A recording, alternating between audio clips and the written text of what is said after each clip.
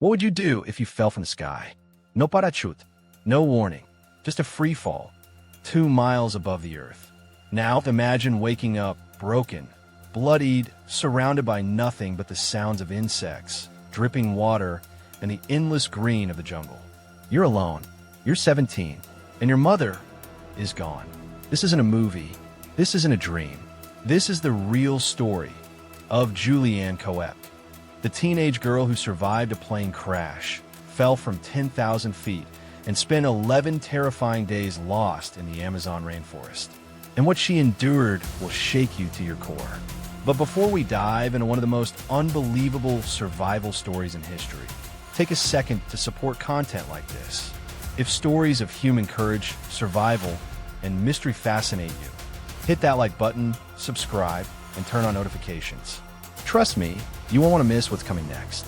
Now, let's go back to December 24th, 1971.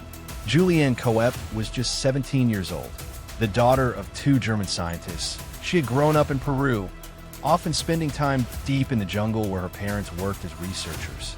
The wilderness wasn't foreign to her. It was part of her childhood. That Christmas Eve, she and her mother boarded LANSA Flight 508 in Lima. The plan was to fly to Pucallpa, a city in the Amazon basin, to reunite with her father for the holidays. The flight seemed routine at first, a short, hour-long trip. The weather was less than ideal, but LANSA had a reputation for ignoring safety concerns and pushing forward even when storms brewed in the distance. Passengers settled in. Some clutched their Christmas gifts. Others stared out the windows at the thickening clouds. Juliane and her mother sat together, hopeful for the holiday. But then came the turbulence. At first, it was just a slight rattle. Then the plane started shaking violently. Luggage flew from the overhead compartments. Passengers screamed. The plane was being thrown around like a toy in the sky. Then came the lightning. One bolt, then another, and then a direct strike. A brilliant flash, a deafening crack, and the aircraft tore apart mid-air. Juliane felt herself ripped from the fuselage. Still strapped to her seat, she was falling, spinning, air rushing past her ears. All she could see was the sky, then trees, then sky again. 10,000 feet. Most people wouldn't survive a fall from even half that height. But somehow she did. Juliane crashed through the jungle canopy, which broke some of her fall. The thick foliage cushioned her landing, barely. She hit the ground hard. Everything went black. When she awoke hours later, Juliane was disoriented. One eye was swollen shut. Her collarbone was broken. She had deep cuts on her legs and arms. One shoe was gone. Around her, silence. Then the low, rhythmic hum of the rainforest. She called out for her mother. No response. She was alone. Juliane did what few people her age, or any age, could do. She didn't panic. She took stock of her injuries. She assessed her surroundings. She was bleeding, dizzy, in pain, but alive. And her instincts, shaped by years in the jungle with her parents, kicked in. She knew that in the jungle, water was life. So she began to walk, slowly, toward the sound of a trickling stream. Over the next few days, Juliane followed the stream, believing it might lead to civilization. She drank from it to stay hydrated. But the Amazon isn't just trees and birds. It's home to jaguars, poisonous snakes, and insects that can kill. Juliane had to sleep on the jungle floor.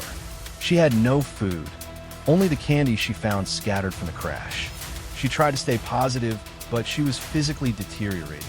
Her wounds festered. Maggots began to wriggle in a gash on her arm. Her face was sunburned, and she was starting to hallucinate from exhaustion and infection. She knew she was dying, but she kept moving.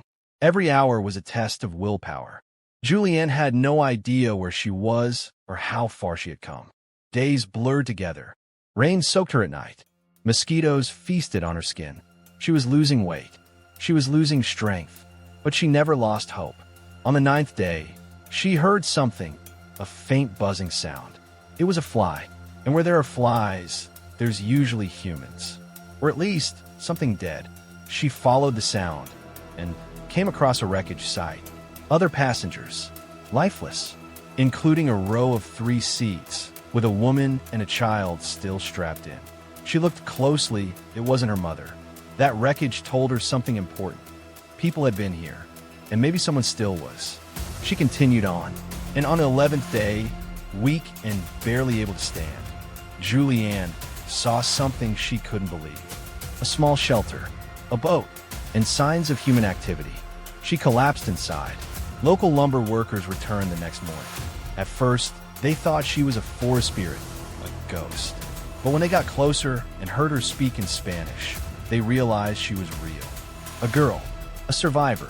They cared for her wounds and took her by boat to a nearby village. From there, Juliane was airlifted to a hospital. News of her survival spread like wildfire. Out of 92 people on board LANSA Flight 508, Juliane Koepcke was the only survivor. She was reunited with her father, who was devastated to learn that her mother had perished in the crash. The media hounded her. Everyone wanted to know, how did she survive? But Juliane never saw herself as a hero. In her words, "I wasn't brave. I was just lucky." Years later, she wrote a memoir titled When I Fell from the Sky, detailing every harrowing moment of her journey. She became a biologist, like her parents, and returned often to the rainforest, this time not as a victim, but as a scientist and storyteller. Juliane's story is one of the most incredible tales of survival ever recorded. But more than that, it's a story of human strength, of instinct, of knowledge, of will. She reminds us that even in the darkest places, miles from safety, with nothing but your own two hands, you can fight, you can endure, you can survive. If this story moved you, shocked you, or made you sit in awe, take a second to like this video. It helps more people discover stories like Juliane's. And if you want more true stories of survival, asterisk mystery, and the unbelievable, subscribe to the channel and turn on notifications. We've got so much more coming. Have thoughts or questions about Juliane's story? Drop a comment below. I read every single one. Until next time, stay curious, stay safe, and never underestimate the strength within you.